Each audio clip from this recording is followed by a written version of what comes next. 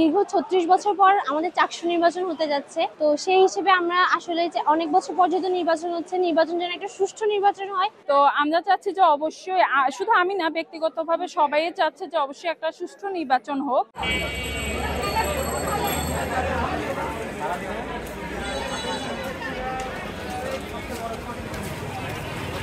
আমি চাচ্ছি যে যে যোগ্য, সেটা যে প্যানেলই হোক, যে যোগ্য, যে সত্যিকারের কাজ করবে, যে সত্যিকারের হচ্ছে যে আমাদের জন্য অধিকারগুলো নিয়ে আসতে পারবে এবং আমার ইশতেহারগুলো বাস্তবায়ন করতে পারবে এবং আমাদের কথাই চিন্তা করবে, ব্যক্তির স্বার্থের কথা চিন্তা না করে পুরো বিশ্ববিদ্যালয় এবং স্টুডেন্টদের কথা চিন্তা করবে। অবশ্যই ভোটের ক্ষেত্রে আমি চাচ্ছি যে সেরকম মানুষকে আমি ভোট দেব এবং সেটার জন্য আমি যথেষ্ট যাচাই বাছাই করছি এবং আমিও সবাইকে সেই সাজেশন দিব যাতে তারা এরকম মানুষজনকে জাস্ট দলের কথা চিন্তা করে না, বরং আপনার নিজের স্বার্থের কথা চিন্তা করবেন, আপনি বিশ্ববিদ্যালয়ের কথা চিন্তা করবেন, সেরকম চিন্তা করে আপনি একজন যোগ্য প্রার্থীকে ভোট দিবেন, এটা এখন যে দলেরই হোক।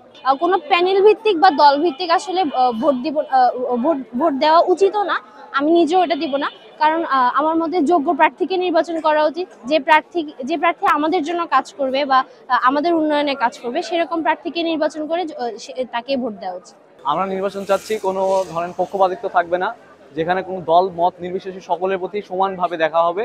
আমরা কোনো প্যানেল ভিত্তিকভাবে কোনো ভোট দিব না, যেখানে ব্যক্তিকেন্দ্রিকভাবে ভোট দিব। যে ব্যক্তি যে মানুষটা বেশি ক্যাম্পাসের প্রতি কাজ করবে বা কাজ করছে তাদেরকে ভোট দেওয়া হবে। ৩৬ বছর পর যেহেতু নির্বাচন হচ্ছে, এখন পর্যন্ত আজকে প্রচারণার শেষ দিন, অনাকাঙ্ক্ষিত তেমন ঘটনা ঘটেনি। তো সেক্ষেত্রে আমরা আশা করতে পারি যে নির্বাচনটা খুব সুষ্ঠু এবং সুন্দর হবে এবং গ্রহণযোগ্য হবে।